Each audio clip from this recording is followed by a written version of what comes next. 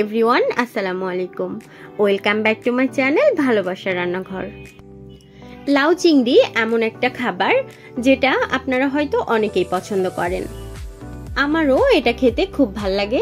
এই সহজ রেসিপিটি আশা করছি অনেকেই রান্না করতে পারেন, কিন্তু আমি কিভাবে লাউ চিংড়ি রান্না করি সেই রেসিপিটাই আপনাদের সাথে শেয়ার করছি। ফার্স্টে নিয়ে নিলাম কয়েকটা চিংড়ি মাছ। মাছগুলো খুব ভালোভাবে ধুয়ে পরিষ্কার করে নিয়েছি।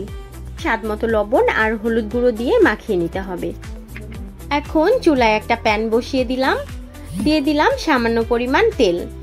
তেল গরম হয়ে এলে চিংড়িগুলো ভেজে নিব। একটু নেড়ে চেড়ে চিংড়িগুলো ফ্রাই করা হয়ে গেছে। এখন এগুলো উঠিয়ে নিচ্ছি। এখন একই প্যানে দিয়ে দিচ্ছি আরও একটু তেল। তারপর তেল হালকা গরম হয়ে এলে দিয়ে দিচ্ছি কুচি করে কাটা 1 বাটি পরিমাণ পেঁয়াজ। আর দিয়ে দিলাম 2-3টা কাঁচামরিচ। পেঁয়াজগুলো নেড়ে চেড়ে ভেজে নিচ্ছি। এ পর্যায়ে দিয়ে দিচ্ছি প্রায় 2 টেবিল চামচ মতো আদা রসুন বাটা। আদা রসুন একটু নেড়ে চেড়ে তেলের মধ্যে ভেজে নিতে হবে, এতে করে যে কাঁচা গন্ধ সেটা চলে যাবে। দিয়ে দিলাম প্রায় 1 কাপ পরিমাণ পানি, এতে করে পরে যে মশলাগুলো আমি এখানে অ্যাড করব সেগুলো পুড়ে যাবে না।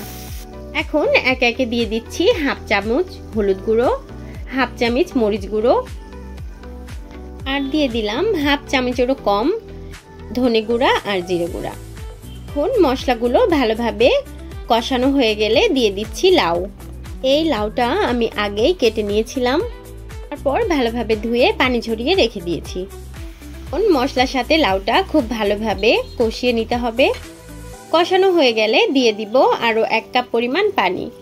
ঢাকনা দিয়ে ঢেকে দিলাম। এখন অপেক্ষা করব লাউটা সেদ্ধ হওয়া পর্যন্ত। পর্যায়ে লাউগুলো অনেকটাই সেদ্ধ হয়ে গেছে। এখন ভেজে রাখা চিংড়ি মাছগুলো দিয়ে দিচ্ছি। 2-3 মিনিট মতো ঢাকনা দিয়ে অপেক্ষা করব। তারপর দিয়ে দিচ্ছি 2টা টমেটো। গুলো ছোট ছোট পিস করে কেটে নিয়েছিলাম, এতে করে টমেটো খুব ভালোভাবে সেদ্ধ হয়ে যাবে। 3টা কাঁচামরিচ অল্প একটু চিড়ে রেখেছিলাম, সেগুলো দিয়ে দিলাম। এখন ওপর দিয়ে দিলাম কেটে রাখা কুচি করে কাটা ধনেপাতা। এখন চুলার জাল লো আঁচে দিয়ে ঢাকনা দিয়ে আরো 2-3 মিনিট অপেক্ষা করব। ব্যাস, তাহলে রেডি হয়ে গেল মজাদার আর সুস্বাদু লাউ চিংড়ি। কার এই লাউ চিংড়ি পছন্দ আমাকে অবশ্যই কমেন্টে জানাবেন। এরকম আরো সহজ আর মজার রেসিপি পেতে চ্যানেলটি লাইক, কমেন্ট এন্ড সাবস্ক্রাইব করে দিবেন। আজ এখানেই বিদায় নিচ্ছি। আল্লাহ হাফেজ।